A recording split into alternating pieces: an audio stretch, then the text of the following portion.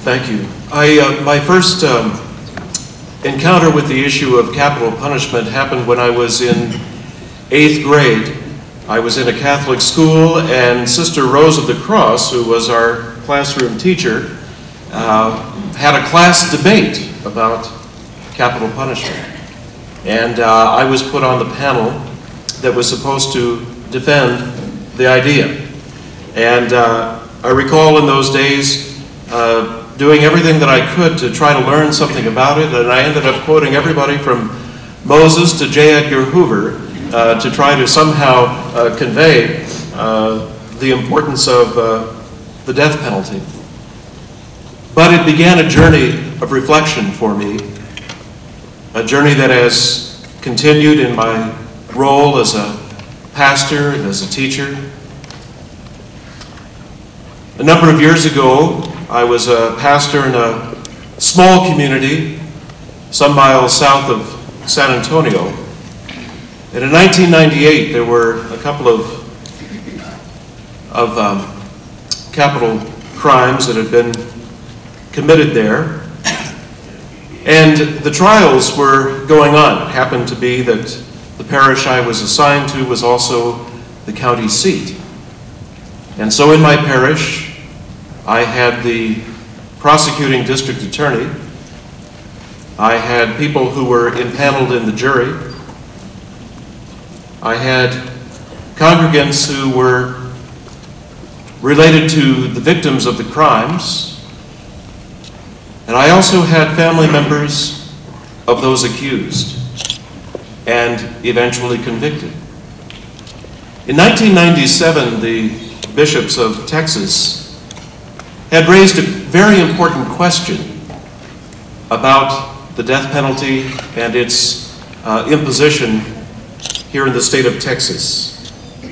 The bishops expressed their concern about two things. One, of course, were those who were wrongfully accused, and that always is a very serious question in relation to the death penalty.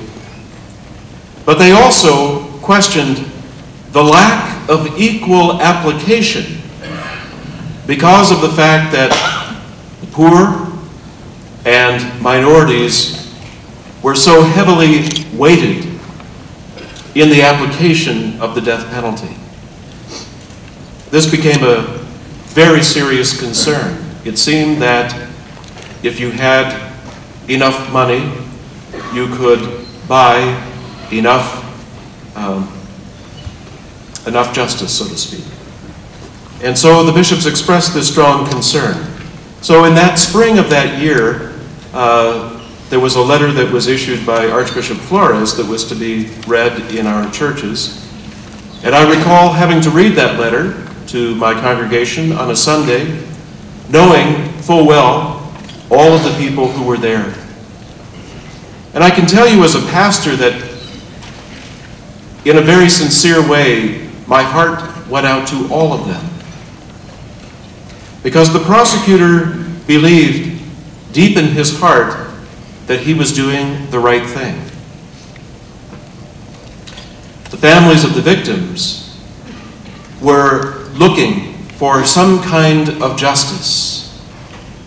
And the families of the accused were frozen in fear, almost in terror.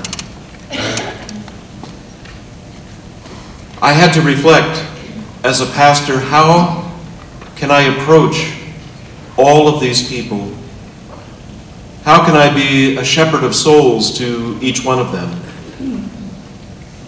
And as I looked at the issue of the death penalty, I realized that there are several very important influences in my journey.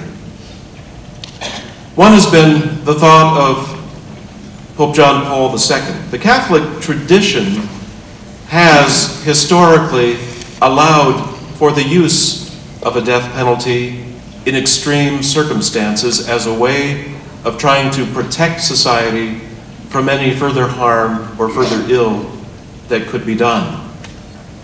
But John Paul II raised his voice in relation to this and said, in the contemporary world, are there such extreme circumstances especially in our developed societies, that could allow us to continue its use?